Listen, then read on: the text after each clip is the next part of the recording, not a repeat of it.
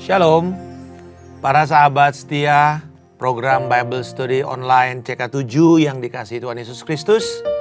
Kami sangat bangga kepada setiap saudara karena setiap hari setia membaca Alkitab dan juga mengikuti pembelajaran pasal demi pasal melalui pembahasan kita di dalam Bible Study ini setiap harinya. Dan hari ini kita telah tiba di dalam Mazmur 111 yang di dalam Alkitab kita diberi judul Kebajikan Allah. Sebuah pujian atas perbuatan dan atas firman atau Taurat Tuhan. Dan di sini kita belajar bahwa pemazmur bersumpah atau membuat sebuah nazar untuk memuji Tuhan di dalam jemaat atas karya penebusan Allah yang besar dan ajaib dan yang takut akan Tuhan. Mari kita saat ini mau lebih dahulu kita fokus kepada Tuhan. Kita bersyukur, kita memuliakan Dia lewat pujian dan penyembahan. Bapa, kami berterima kasih untuk kebaikan-Mu. Kami berterima kasih untuk kasih setia-Mu. Terpujilah Engkau, Allah yang memberikan kepada kami kasih-Mu dan pertolongan-Mu kepada setiap orang-orang benar yang mencari Engkau. Terpujilah Engkau Tuhan Yesus, di dalam nama Yesus yang agung dan ajaib kami telah berdoa. Amin. Ku membalas kasih-Mu yang ku terima dari-Mu. Dengan apa ku membalas cinta-Mu? Oh Yesusku, ku mau selalu bersyukur, selalu bersyukur. Kau Tuhan yang setia, yang selalu menopang. Ku mau selalu bersyukur, selalu bersyukur. Kau Bapa-Ku yang setia.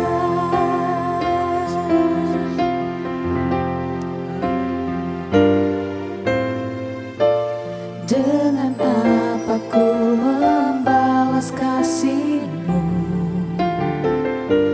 yang ku terima dari-Mu? Dengan apa ku membalas cinta-Mu? Oh Yesusku, ku mau selalu bersyukur, selalu bersyukur. Kau Tuhan yang setia, yang selalu menopang. Ku mau selalu bersyukur, selalu bersyukur. Kau Bapa-Ku yang setia.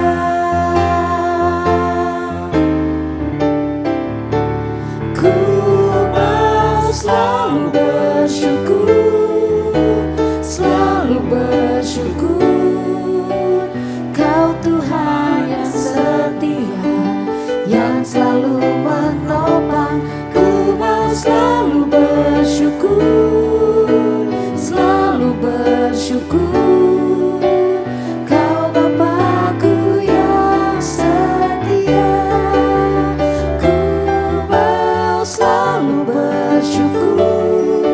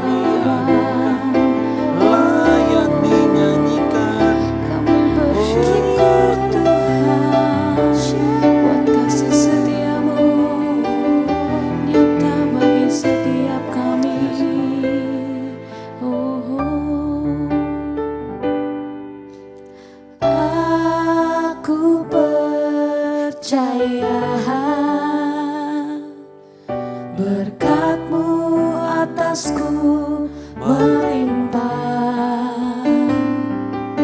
Kebajikan, kemurahan selalu mengikutiku. Ku puji, ku sembah Kau Tuhan. Aku percaya berkat-Mu atasku melimpah. Kebajikan, kemurahan selalu mengikutiku.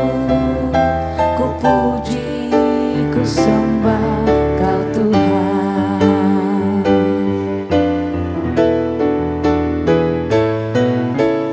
Aku percaya berkat-Mu atasku melimpah. Kebajikan, kemurahan selalu mengikutiku. Ku puji, ku sembah Kau Tuhan. Aku percaya berkat-Mu atasku melimpah. Kebajikan, kemurahan selalu mengikutiku. Ku puji, ku sembah Kau Tuhan.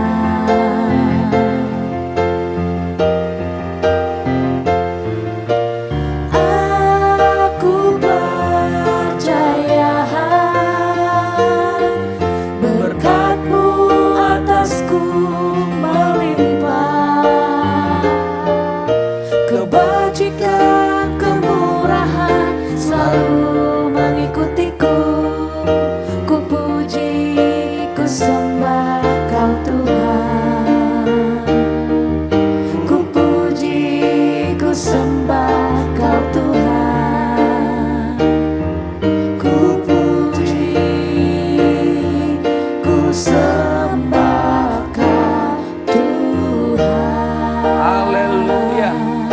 Terpujilah Engkau Tuhan, Yesus yang telah menyelamatkan kami, Yesus yang menjadi pertolongan kami. Di dalam Engkau Tuhan kami menemukan kepenuhan hidup yang sepenuhnya, yang sejati. Kami bersyukur untuk Roh-Mu, untuk firman-Mu pada hari ini. Di dalam nama Yesus kami berdoa. Amin. Saudara-saudara sekalian, Mazmur 111 disebut sebagai Mazmur pujian atau kategori Mazmur pujian, jenis Mazmur pujian. Dan kita tahu tanda dari sebuah Mazmur pujian itu adalah selalu dimulai dengan sebuah seruan atau ajakan. Nah, di sini dimulailah dengan haleluya. Artinya pujilah Tuhan. Lalu dia mengungkapkan, aku mau bersyukur kepada Tuhan dengan segenap hati.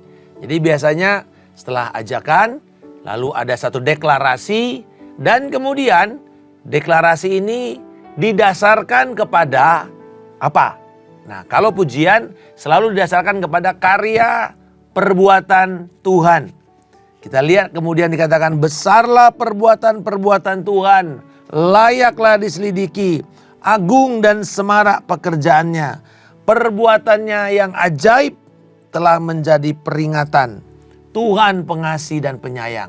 Jadi begitu, kalau kita melihat jenis Mazmur pujian selalu dimulai dengan pernyataan haleluya, pujilah Tuhan. Lalu kemudian sebuah deklarasi, mari kita memuji Tuhan, atau aku mau memuji Tuhan.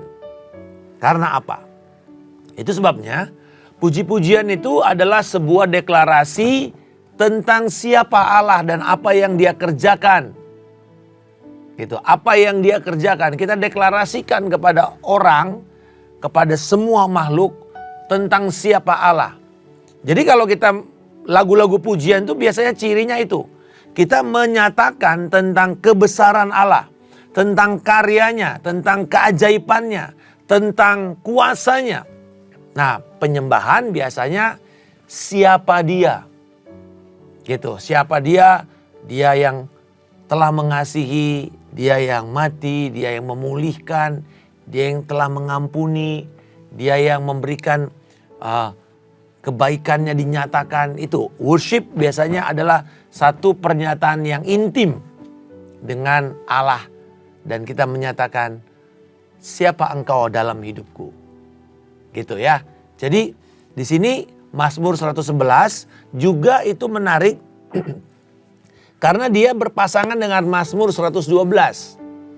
Jadi kalau kita baca nanti Mazmur 111, perlu membaca 112 juga supaya kita tahu akan koinnya. Seperti kalau mata uang itu satu sisi Mazmur 111, sisi lainnya Mazmur 112. Hal yang menarik juga dari ciri Mazmur 111 ini adalah dia memuji, kalau Mazmur 111 kebenaran Tuhan, Mazmur 112 memuji berkat-berkat dari orang yang takut akan Tuhan.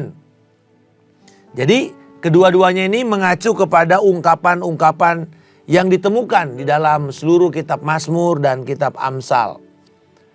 Salah satu ciri yang menarik lagi dari kedua Mazmur ini dikenal sebagai Mazmur akrostik. Artinya line-line-nya itu atau baris-baris kalimatnya itu selalu dimulai dari huruf alfabet Ibrani. Huruf alfabet Ibrani.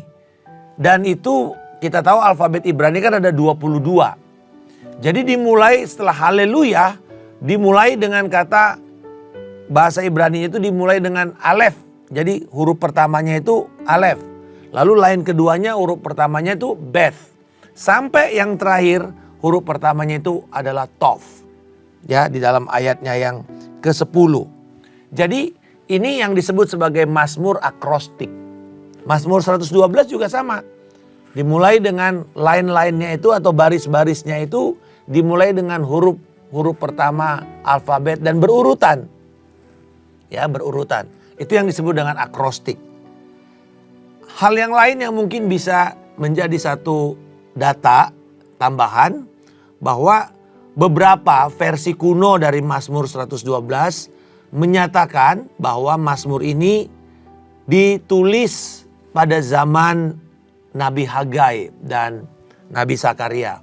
Walaupun ini tidak bisa terverifikasi secara utuh karena hanya ada beberapa manuskrip kuno yang mengatakan Mazmur 111 dan 112 ditulis pada zaman Hagai dan Zakaria.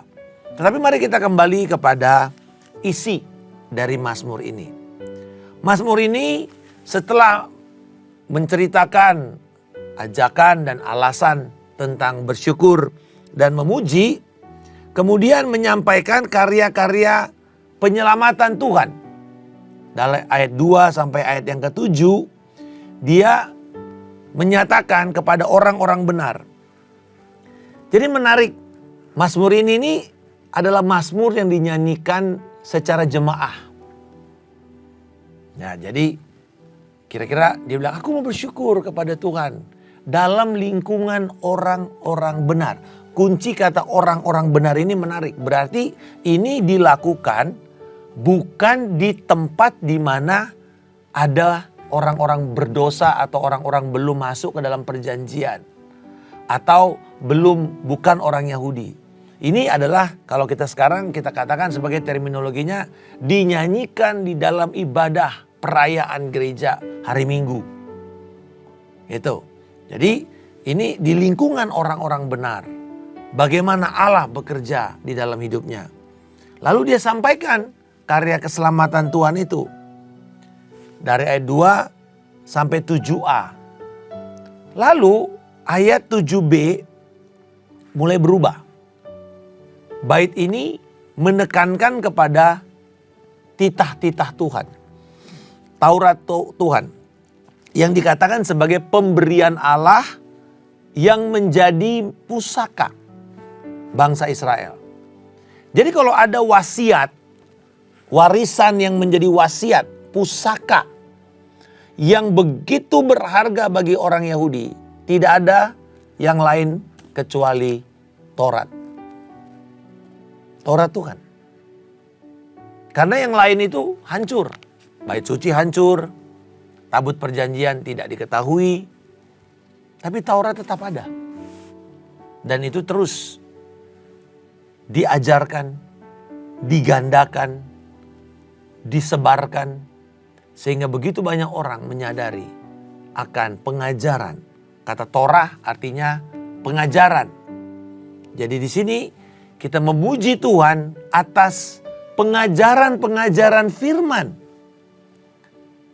Beberapa segmen sebelumnya saya mengatakan bahwa ibadah orang Kristen itu sebenarnya tidak lebih dari 3 bagian besar. Yaitu pujian dan penyembahan, pengagungan lewat nyanyian, lewat ucapan syukur. Yang kedua, pemberitaan firman. Pemberitaan firman. Dan doa. Ya, dan doa. Loh Pak, biasanya kita lihat ada persembahan Pak. Ada persembahan, baik itu persembahan syukur, perpuluhan. Itu masuk sebenarnya di dalam pujian. Itu ibadah penyembahan Bapak Ibu. Jadi jangan abaikan segmen memberi. Karena kita menyembah lewat pemberian kita. Kita menyembah Tuhan lewat pemberian kita. Disebut sebagai the gift of money. Ya, persembahan yang diberikan untuk pekerjaan Tuhan. Jadi sebenarnya 3 ini yang menjadi unsur utama di gereja. Pujian penyembahan, pemberitaan firman, dan doa. Ya, doa kepada bangsa, kepada raja-raja, kepada orang-orang percaya, kebutuhan-kebutuhan mereka, orang terhilang. Itulah ibadah yang berkenan kepada Allah dalam perayaan. Dan di sini kita lihat hal yang sama. Ada pujian atas kebesaran Allah, lalu ada penekanan kepada pentingnya firman Tuhan. Pentingnya pengajaran firman Tuhan. Pentingnya bagaimana Tuhan akan dinyatakan lewat firman-Nya. Dan di sini pemazmur yang mengajak orang untuk menyembah Tuhan mengatakan, hargailah pusaka pemberian Tuhan yang terhebat dalam kehidupan bangsa Israel, yaitu firman. Dan ini di dalam perjanjian baru juga sama. Inilah yang menjadi pusaka kita, firman. Bumi akan berlalu, langit akan berlalu, tapi tidak ada satupun firman Tuhan ini yang akan gagal, yang akan runtuh. Semua pasti akan dikenapi. Jadi berapa berharganya firman ini bagi hidup saudara? Bahkan kita setiap hari membantu saudara untuk mempelajari firman ini.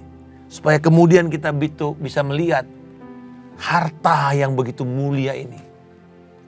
Yang diberikan kepada kita. Dan Roh Kudus yang menerangi harta ini. Dan membuat kita bisa bertumbuh. Sebab dikatakan segala titahnya itu teguh, kokoh untuk seterusnya dan selamanya, untuk dilaksanakan dengan benar dan jujur. Lalu kemudian menarik bahwa setelah itu dia berbicara tentang karya pembebasan Allah kepada bangsa Israel. Dikirimnya pembebasan kepada umatnya, ditetapkannya supaya perjanjiannya berlaku untuk selama-lamanya, kudus dan dahsyatlah namanya. Ini berbicara mengenai pembebasan bangsa Israel di kitab Keluaran.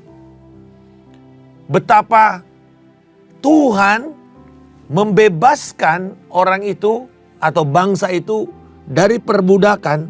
Lalu kemudian menetapkan mereka karena kemudian dibebaskan. Lalu mereka masuk ke dalam tanah perjanjian, mereka disunat. Disunat di sana dan untuk memperlihatkan bagaimana mereka masuk dalam perjanjian. Demikian juga ketika Yosua menuntun bangsa Israel masuk ke dalam tanah perjanjian di Kanaan, dimulai dengan adanya sunat. Dibebaskan untuk membuat masuk dalam perjanjian, lalu setelah itu penetapan perjanjian itu ada di mana? Di firman. Hidup dengan firman. Jadi saudara-saudara, yang menarik di sini bahwa pembebasan itu terjadi di perjanjian lama, kemudian penggenapan pembebasan itu ada di perjanjian baru. Ketika Yesus yang adalah Musa yang lebih agung membebaskan kita dengan kematian, kebangkitannya, dan pengampunan dosa yang Dia sediakan kepada kita. Mazmur 111 ini sebenarnya adalah versi perjanjian lama dari Roma 5 ayat 1 sampai 11. Mirip penggambarannya. Tentu pengungkapannya berbeda, tetapi isinya hampir sama. Karena di situ dia berbicara mengenai iman oleh karena karya Kristus kita mendapatkan pengharapan, lalu kemudian dia bicara mengenai pada waktu kita masih lemah, pada waktu kita masih di dalam penjajahan, perbudakan dosa. Kristus telah mati kepada kita. Dan bahkan Tuhan menunjukkan kasih-Nya kepada kita. Besarlah perbuatan kalau dalam bahasa Mazmur 111 tadi. Di sini dikatakan apa perbuatan besar Allah? Ketika kita masih berdosa, Kristus telah mati untuk kita. Terlebih lagi sekarang, kita yang telah dibebaskan, kita yang dibenarkan oleh darah-Nya, kita masuk di dalam apa di sini? Perjanjiannya. Karena perjanjian Kristus itu dimateraikan dengan darah-Nya sendiri. Sunat yang diperintahkan oleh perjanjian baru kepada kita bukan lagi sunat fisik seperti orang Israel. Tapi sunat yang dimasukkan di dalam Alkitab kita adalah di dalam Kolose 2 ayat 11. Yaitu sunat hati adalah baptisan. Kita masuk ke dalam persekutuan Allah Bapa, Allah Putra, dan Allah Roh Kudus. Lewat baptisan kita kemudian menjadi bagian dari persekutuan Tritunggal. Apapun yang kita kerjakan di dalam perjanjian baru tidak terlepas dari karya Tritunggal itu. Sebab jikalau kita waktu masih seteru diperdamaikan, terlebih lagi kita yang sekarang telah diperdamaikan akan diselamatkan oleh hidup Yesus Kristus.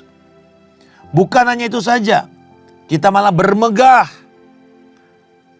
dalam Allah melalui Tuhan kita Yesus Kristus. Sebab melalui Dia kita sekarang telah menerima pendamaian itu. Inilah penggambaran yang ada di dalam Mazmur 111, perjanjiannya. Dan kemudian untuk kita bisa masuk di dalam perjanjian itu dimulai dengan takut akan Tuhan, mempercayai Tuhan, melakukannya, dan kemudian kita kembali memberi pujian, penghormatan kepada Allah selama-lamanya. Bukankah itu tujuan kita diselamatkan? Bukan sekedar untuk masuk surga. Tapi tujuan kita diselamatkan adalah kita memberi kemuliaan kepada Allah. Bagaimana caranya kita memberi kemuliaan kepada Allah, Pak Markus? Ada yang mengatakan, kalau kita menjadi murid, kalau sekolah misalnya, menjadi murid terbaik, itulah kamu memuliakan Tuhan. Atau kamu memiliki talenta bermusik, lalu kamu memberikan talenta itu untuk kemuliaan Tuhan. Atau saudara menjadi orang yang terkaya, terpandai, terkenal. Lalu kemudian bisa punya akses untuk memberitakan firman. Buat saya itu terlalu picik. Karena tidak perlu saudara jadi Kristen untuk saudara jadi orang terbaik. Banyak orang-orang yang tidak Kristen hanya karena alasan-alasan tertentu mereka bisa menjadi yang terbaik, terkaya, terhebat, terpandai. unggul, memanfaatkan talenta-talenta mereka. Jadi apa sebenarnya yang namanya kemuliaan Tuhan itu? Kalau kita mau setia dengan makna dan tafsir Alkitab, ini yang dinyatakan. Orang yang memuliakan Tuhan adalah orang yang menetapkan dirinya untuk tinggal di dalam firman Tuhan. Tinggal dalam ketaatan. Karena tidak ada satupun manusia yang bisa melakukan firman Tuhan kalau bukan Tuhan yang memampukan mereka. Firman mengatakan begini, Kolose 3:17. Dalam segala hal, lakukanlah segalanya itu di dalam nama Tuhan Yesus Kristus. Ungkapan di dalam nama Tuhan Yesus Kristus. Di dalam bahasa Yunani itu memiliki arti dua. Satu, kita adalah wakil dari nama Yesus Kristus. Apapun yang kamu kerjakan, kamu mewakili nama Yesus. Tapi yang kedua, nah ini yang luar biasa. Nama itu yang kita wakili itu memampukan kita melakukan apa yang kita sedang kerjakan. Misalnya kita bikin kue, kita bilang kita lakukan di dalam nama Tuhan Yesus Kristus. Berarti saya merepresentasi Yesus di dalam produk kue yang saya buat ini. Apakah nama Tuhan dimuliakan dari produk itu? Berarti harusnya unggul. Yang kedua, Tuhan memampukan saya untuk memiliki kreativitas, menghasilkan yang terbaik. Saudara, ini terjadi hal yang praktis. Terjadi di masa reformasi. Kalau kita mau mengatakan, siapa penghasil atau produser coklat di dunia yang terbaik? Mungkin salah satunya adalah Swiss. Pertanyaannya, apakah mereka punya perkebunan coklat? Enggak. Datangnya dari Asia, dari Indonesia, dari Afrika, dari Amerika Latin. Tidak ada resources mereka, perkebunan coklat. Tapi kenapa bisa yang terbaik? Karena mereka adalah orang bangsa yang mengalami jamahan reformasi Injil pada abad ke-16. Jerman, Perancis Selatan, Geneva. Apa yang mereka kerjakan? Mereka selalu mengatakan begini, kami mewakili Kristus di dunia ini untuk produk yang kami hasilkan. Dan Tuhan memampukan mereka untuk membuat yang terbaik. Jadi jangan mengatakan, aduh nggak ada bahannya, nggak ada apa. Mereka nggak punya. Yang kedua, jam tangan terbaik. Sebelum ada jam tangan baterai, jam tangan manual. Siapa yang bisa menghasilkan arloji yang terbaik di dunia? Swiss. Kenapa?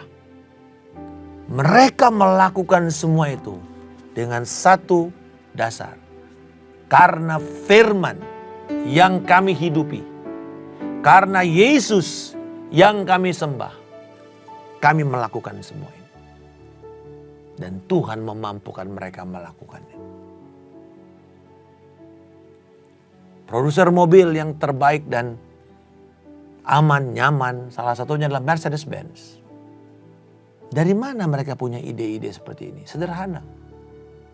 Karena mereka mengalami perubahan oleh karena diselamatkan.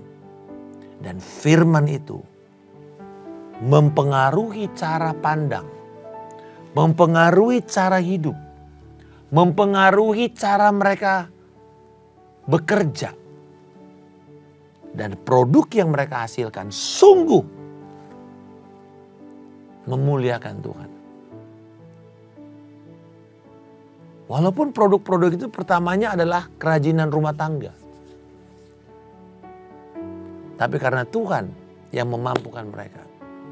Produk itu menjadi produk yang begitu dipakai oleh semua orang-orang terhormat. Saudara-saudara, kita kembali lagi ke sini bahwa Mazmur ini mengingatkan akan karya, perkataan, titah-titah Tuhan yang membebaskan bangsa Israel. Dan hal yang sama dengan kita, bahwa karya dan firman dari Kristus telah membebaskan kita dari perbudakan dosa. Ini merupakan sebuah deklarasi kasih dan kuasa ilahi. Hari ini dengan mempelajari Mazmur 111 ini, kita bersyukur untuk firman kasih dan titah Tuhan. Dan mari kita bawa dalam perjanjian baru, di mana berita keagungan Tuhan itu diwujudkan di dalam berita Injil. Yesus, Allah yang menjadi manusia, diam di antara kita, telah mati di kayu salib seperti yang dikatakan oleh kitab suci. Dikuburkan, bangkit pada hari yang ketiga seperti yang dikatakan oleh kitab suci. Dan memberikan pengampunan dosa kepada setiap orang yang mau percaya. Marilah kita terus mengumandangkan berita ini. Rasul Paulus mengatakan di dalam 1 Korintus 15 ayat 1 sampai 4. Inilah berita yang paling penting yang harus kami sampaikan.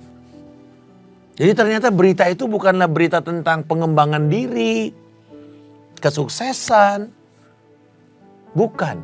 Tapi Yesus yang telah disalib, mati, bangkit, dan akan datang untuk kedua kalinya. Yesus yang sanggup mengalahkan maut dan memberikan hidup yang kekal. Biarkanlah berita ini yang sudah dipercayakan kepada kita. Misteri Injil. Hal yang dulunya masih bayang-bayang. Pembebasan bangsa Israel dari perbudakan Mesir. Itu bayang-bayang. Yang penggenapannya di dalam perjanjian baru. Musa itu membebaskan, adalah seorang pembebas. Tapi ada Musa yang lebih agung, yaitu Kristus. Yang melakukan pembebasan yang paripurna. Yang utuh, sempurna, dan tidak lagi ada yang bisa menambahkannya. Kebangkitannya telah memberikan semua orang pengharapan. Bukan hanya sekarang, tapi sampai kepada kekekalan. Atau pengharapan yang tidak bisa dihancurkan, dicuri, dibinasakan oleh si jahat sekalipun. Wah, sungguh satu pemberian yang agung. Oleh karena itu, sewaktu kita memuji Tuhan dalam Mazmur 111 ini, kiranya kita melihat bahwa kebajikan Tuhan itu bukan sekedar terbatas kepada, oh dia sudah menyembuhkan saya, dia memberikan saya kehidupan yang layak, yang nyaman, yang baik. Dia memperlengkapi saya dengan fasilitas-fasilitas yang baik. Bukan cuma itu. Lebih dari itu, kebajikan Tuhan itu dinyatakan di dalam karya Kristus. Dan karya itu sudah selesai, tapi sekarang kita dipercayakan untuk memberitakan itu kepada semua makhluk. Sehingga amanat agung Yesus Kristus itu bisa kita tuntaskan. Tuhan Yesus memberkati. Bapa, kami berdoa, kiranya pembelajaran kami tentang kebajikan Tuhan ini menuntun kami untuk bersyukur atas karya Kristus dan firman perkataan yang menjadi kehidupan bagi kami. Tolonglah kami untuk tinggal dan taat memelihara firman ini dan tinggal di dalam kasih Kristus selama-lamanya. Dan namamu yang akan dipermuliakan. Tolong kami menuntaskan amanat agung Kristus untuk menjadikan segala bangsa murid Kristus. Kami pergi, kami membaptis, Kami mengajar mereka untuk taat melakukan firman Tuhan. Dan kiranya setiap kami yang menerima firman hari ini dikuatkan dan diberkati. Dalam nama Tuhan Yesus Kristus kami telah berdoa dan mengucap syukur. Haleluya. Amin. Tuhan Yesus memberkati. Selamat bertemu kembali di lain kesempatan. Shalom.